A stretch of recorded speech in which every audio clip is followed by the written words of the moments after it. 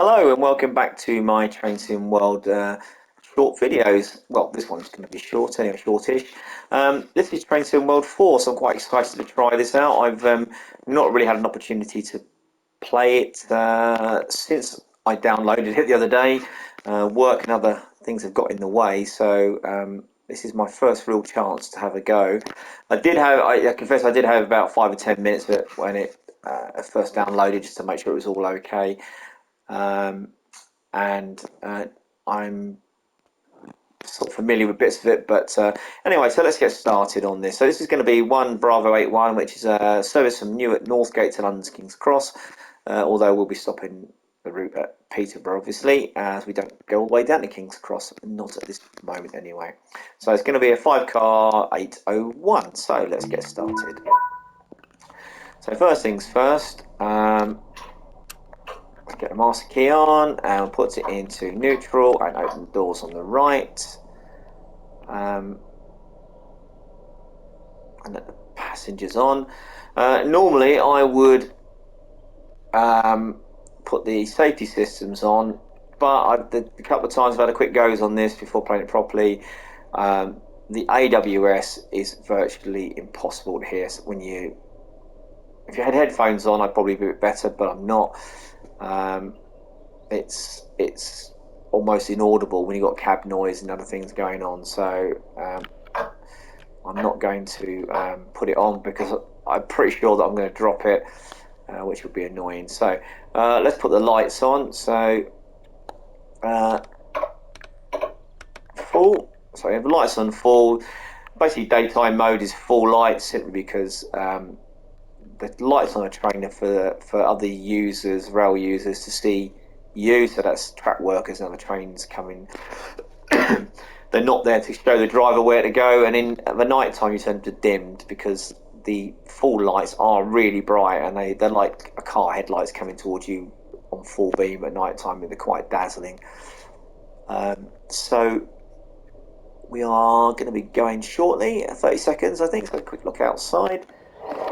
The outside controller's a bit, the control on the PS5 is a bit laggy sometimes, but it does work, but sometimes it just doesn't want to, if I press it, it doesn't want to go outside, but at the moment, so here we are at Newark. I've never been to this station, doesn't seem anything particularly exciting about it, but apologies if anybody's here from Newark. Okay, let's get back in the cab because we'll be going shortly. Okay, put the first into forward, release the brakes, and off we go. So I know there's the new HUD on TWS4. I've got the sort of simple HUD on at the moment, partly because I'm actually sitting quite away from the TV that I'm playing this on, and I don't know the route.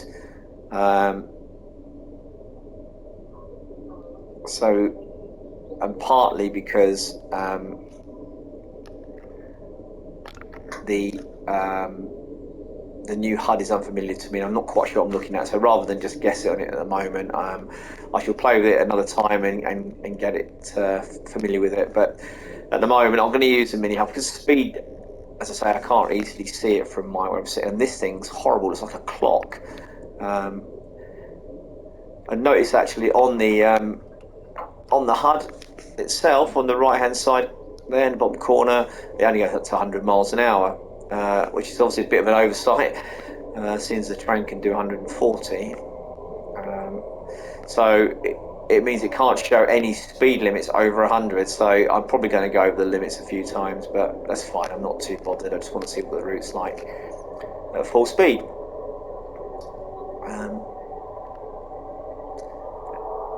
Looking around, it looks all quite nice. The phone, second man's desk here and seat. There's a cup holder there, which is excellent.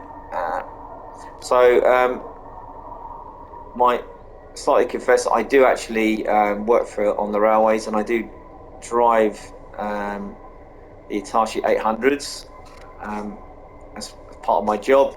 That and a couple of other trains, but the 800s is certainly one of them. It's the 800s and 802s are not the 801s, which are the obviously the electric only versions. They do have a diesel engine, but it's not for mainline use. It's just to get them out of trouble in an emergency. You can drag yourself into a station or sidings or depot or whatever it is when there's problems with the train or the OLE. So I've been very interested to see how this has been implemented, and you know, my look so far, it's actually been pretty good. It looks very realistic inside. I'm impressed. Just keep an eye on the speed a bit. As I say, it's very unfamiliar for me not have the AWS on, but as I say, the couple of times I've tried it, I just couldn't hear it. You're supposed to be able to get the sounds through the speaker on the PS5 controller, but either it's not working or it's the changing the settings made no difference, or there's something going on there. I think obviously Dovetail will need to investigate that.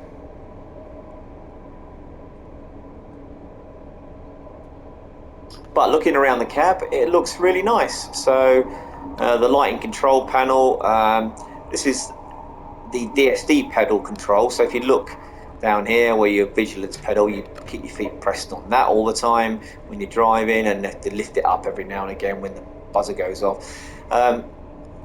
And what you can do on this train is you can raise and lower it, and that's because you're sitting quite high up. The seat moves up and down, and it's got quite a lot of adjustment. And so because you're sitting so high up, they need to account for people with different length of legs. So if you're a very tall person with long legs, you can lower that pedal down, and if you're like me, you've got short legs, you can raise it up, and it'll makes it a bit more comfortable to driving. There's controls for the lights, really, in the cab lights and whatnot, and the air conditioning inside the cab, which works very well, actually, I have to say. Although sometimes too well. We've got a driver who likes things cold. You come in and you find it's on full speed, high speed, and at the minimum level, like it is on here, it comes like stepping into a fridge. Okay, and these are the monitors for the door cameras. So when you release the doors, all these will come on, and you can see who's getting on and off the train, and also inside, and they'll also come on if there's an incident inside. Somebody presses one of the buttons, you know, the egress alarms, things like that, they'll come on, and you can actually just scroll through them to see the cameras inside the saloons to see what's going on, how busy they are, and also the front-facing camera and the rear-facing camera at the back. So sometimes if you turn the rear-facing camera on, you can see when you've gone past a point, that you can make sure you're clear of a marker or whatever. Okay, so we go outside. There we go. So we're going across the Fenlands, I think it's fair to say it's Lincolnshire and East Anglia, where it's relatively flat, if my geography is correct. So you can see quite a way, and it's very nice, quite autumnal. We're in September now, so the leaves are changing colour on the trees. It looks quite nice, a nice sunny day here. I haven't changed the settings on the weather, because I know what happens. You start off sunny and then you end up in a rainstorm at some point. Hopefully that won't happen. Try to see what it's like in a nice sunny day, a nice crisp September day. So this is the train SimWorld 4, obviously much anticipated, and lots of speculation about the routes beforehand. This was one that was highly speculated, and I know that some people were a bit disappointed that this section of the East Coast Main Line was chosen and not the, I'll speed up a bit, and not the bits like the further north or the further south, particularly the King's Cross to Peterborough bit. I can't work out, it was 110, I think, wasn't it, that speedboard. Yeah, the busier bit on the sort of southern section, which I kind of get why people like they could put the class 700s on there, and it's more stopping work. But I think probably Dovetail got to weigh up that providing different routes for different people, and I know some people like high speed stuff, which is what this section mainly is, and also uh, you know, people who like, you know, sort of busier routes, which have given us in the way of the Austrian route. The Antelope Valley is somewhere in between. Is the American route. I'm guessing that's probably they have, you know, large number of sales in the US. So to, you know, to keep their customers there happy, put the US route on. Looking forward to playing that. People said it's been quite good. I've never been really a fan of the American routes. Just never found them that interesting, particularly the freights, which I'll be brutally honest here, I found them long and boring most of the time, and just I'd give up before I got to the end of it, really. But I know some people love all that sort of stuff, so that's great. But that's a dilemma that Dovetail will have, is that they have to cater for so many different needs. But I think the routes that they have brought out, I think, you know, there's something there for everybody. I think if you're honest, there are a few bugs in it. There's no doubt, and if you find them, you should report them. I've reported a couple. That in that way, you know, they should get flagged up and they should be fixed. I know it doesn't always happen like that, and I know that's a bit of a gripe some people have, where there's been, oh, it's 100 mile an hour, a gripe some people have where bugs have been well known and they haven't really been fixed, and I think there's a fair comment there, and I think maybe that's what they need to work on, just making sure that those annoying bugs, rather than just minor details, which is different, are fixed, because if it affects people's enjoyment of the game, then I think they should be worked on. But having early access, I think there's an expectation that there'll be a few bugs, and that's an opportunity for Dovetail to find those bugs and then hopefully try and rectify some of them before the full release, which is usually a week after. So I think it's next week now, isn't it, the full release? And getting it early and getting it cheaper, I'm quite happy to put up with a few bugs. I think the wipers on. This wiper position, I don't like it in the parking position, at least anyway, the right hand side.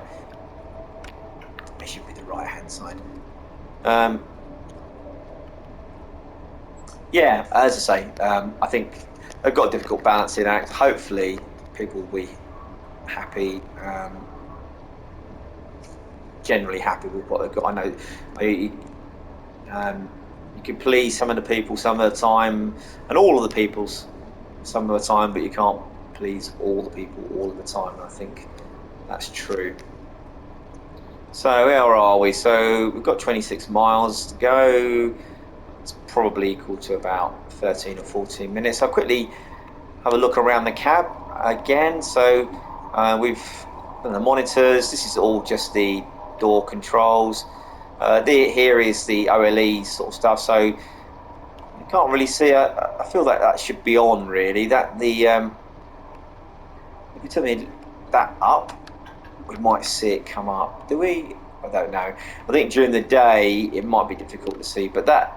So the line volt light is basically, that's the lights for to say that there's power at the overhead line equipment. The vacuum circuit breaker, that should be off, and that's basically means that there's power coming through to the train.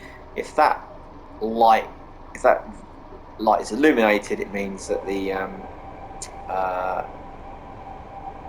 circuit breaker is opened for some reason.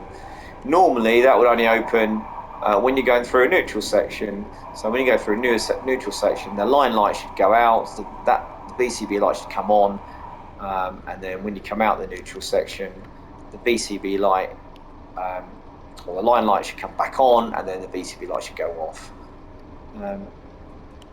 I don't suppose this one level works, but the ADD light, that's basically detects damage to the pantograph or the overhead line equipment. If that light comes on, you smash the emergency brake button and then pan down straight away. Hit the pan down button, because it means some issue has been detected between the pantograph and the overhead lines, and it means you could be dragging all the overhead lines down behind you, and you don't want that. Turn the windscreen wipers up a bit. So it just started out such a nice day.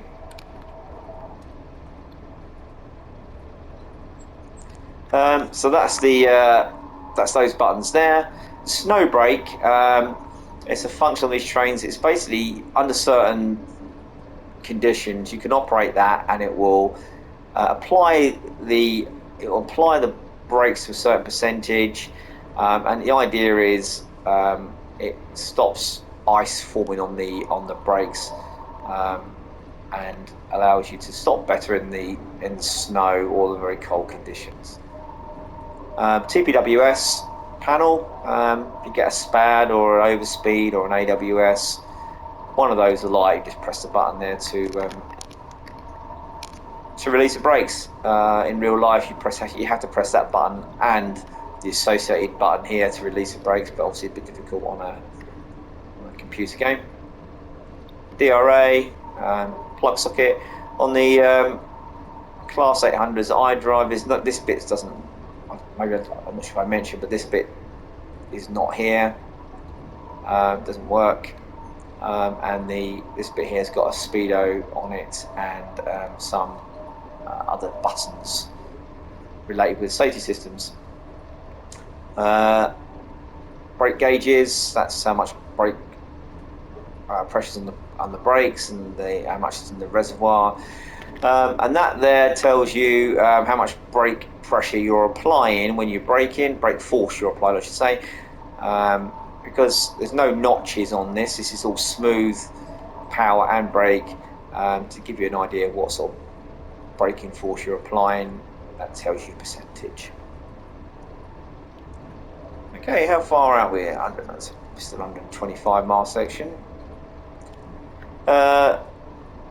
Looking at this bit here, forward prep button. All that does, you press the forward prep, it opens your nose cone, and it's used when you're coupling up to another 800 or it's been rescued. Generally it'd be 5 cars to 5 cars to create a 10-car unit. Once you press that button, this train wash mode will come in, which limits the speed to about 2.5 miles an hour, and that means when you go forward, you're not going to cause any damage by travelling at 2.5 miles an hour when you can couple up. And then once you've coupled up to the train, press the couple button, and that connects them electrically. Then you're off. You've got your 10-car unit or whatever. Then, and you can turn the train wash on and off, but I don't think it works. Wheel slip, wheel slide. What it says on the tin, really. Yeah, that's not implemented, although they have started fitting it on the East Coast Main Line, and I think the Azumers do have it, and they're rolling out training for drivers. It's basically in-cab signalling system. At PIS, that seems to work. It's got a few features. I'll look at those in a moment. Oh, do you know what I didn't do? Which is strange on this. When you power up a cab, that should come on automatically. You shouldn't need to power it on. That should come up by itself. Strange. Your phone there, that one there is basically so there's a to answer emergency calls inside the train. So when somebody pushes the button or tries to there's the if you want to make an intercom call, and if you want to contact the guard or the train manager or whoever it is, you use that phone there, and obviously that one there is for the signal. Another emergency button for the second man.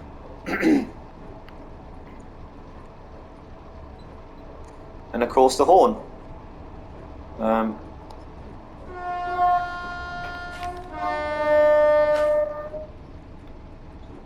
In theory, I don't know if it works on here. Once you get above 100 miles an hour on these trains, the horn is actually louder. It is in real life, but I don't know if it is on this simulation.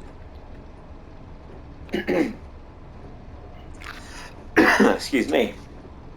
All this talking make my throat dry. Okay, I'll give it a bit more. I think it must be in 125 section now. I'm going to put the power back up. Yeah, so this is the it's actually pretty good. I wondered off for quite a long time what this bit here was for, and I think actually what I realised now is that when you aux these off and there's no power, you need to put a brake light on it, and there's a brake light normally situated in a cupboard back there. It's a big thing, and you rest it on there. So that's what that's for. Not for resting your elbows on, because it's quite a long way from the front of the desk. 12 miles to go. So that's a little sort of view of the cow. I should look at the PIS. Actually, I think if I change the view,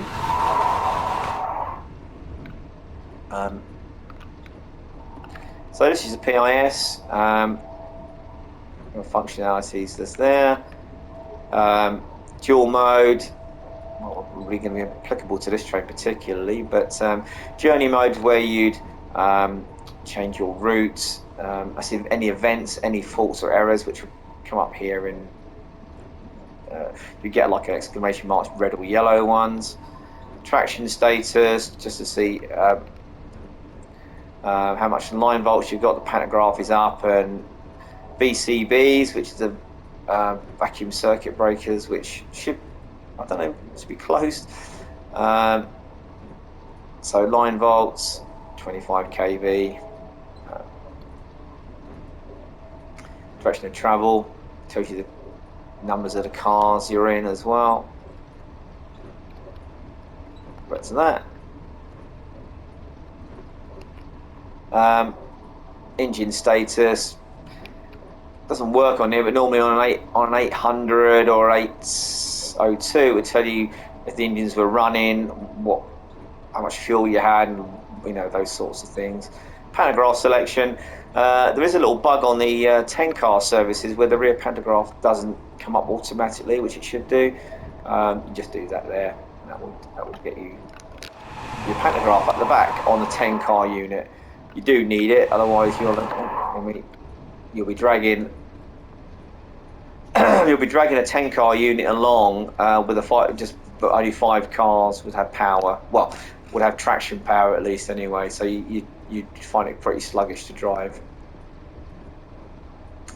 So 7 miles out of Peterborough now, and it's a dingy day. It's a bit of a shame. Looking out my window here, I can see it's very, very nice. Okay, so that's double yellow there. I guess these are a lot to do with these crossings, I believe. I hope there's not a single yellow coming up, because we're going to struggle to stop at 111 miles an hour. Come on, more speed, please.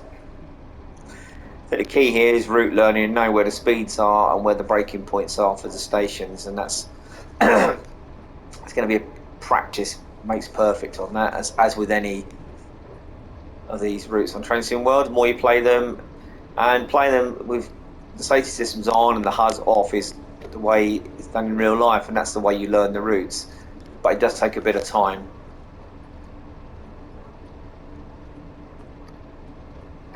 Okay, slow it down a little bit there. 5 miles to go. Flashing greens, I think everybody knows that these were for the 140 mile an hour trials on this route. I think they've been disregarded now, but the flashing signals are still there. My guess is when ECTS comes in properly, then that'll be the way to do 140 mile an hour running, and rather than relying on line side signalling.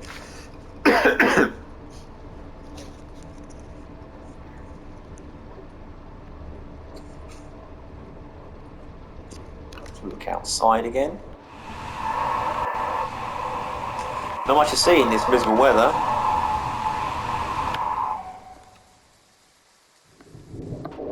Oh, can you hear? Thought I could hear the. There, you can hear the rain.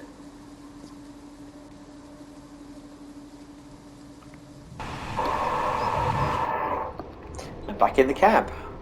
So 3 miles to go. So I guess I'll just power off this bit.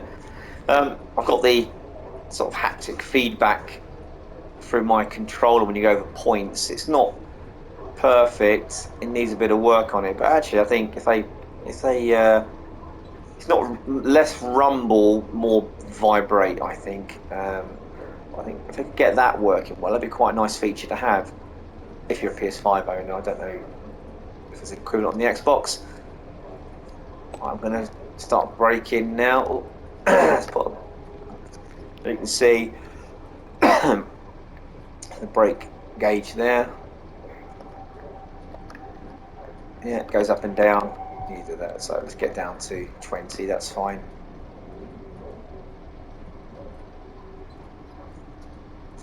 So I've got 1.5 miles to go.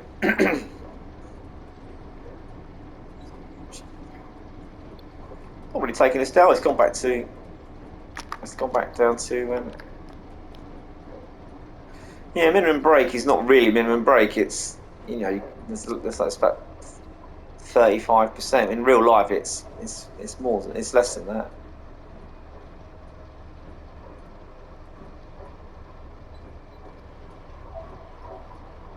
I might put a bit more on. I don't want to overshoot and spad it.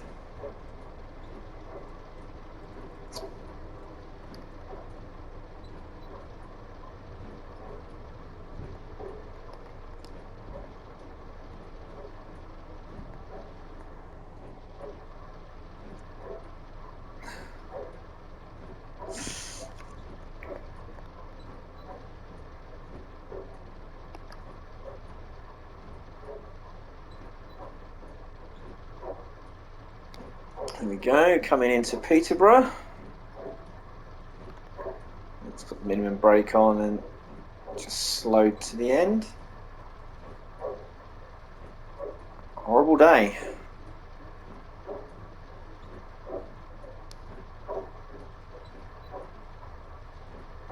Hopefully stop somewhere with a marker. Okay, we're here in Peterborough. So let's unlock the doors. We're going to get booted out of our seats in a moment. We've arrived 2 or 3 minutes early, which is nice. I wonder if his cab lights work. I'm just going to turn them on and see if it does anything useful.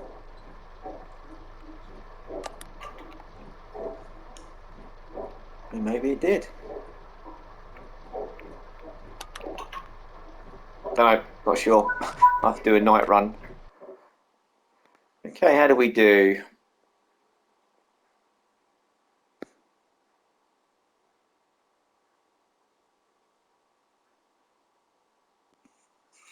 I'm not sure. I don't think we got. I don't think we got a medal. I don't know. Anyway, thank you for watching. I hope you enjoyed it and it was of use. And yes, see you again soon. Bye bye now.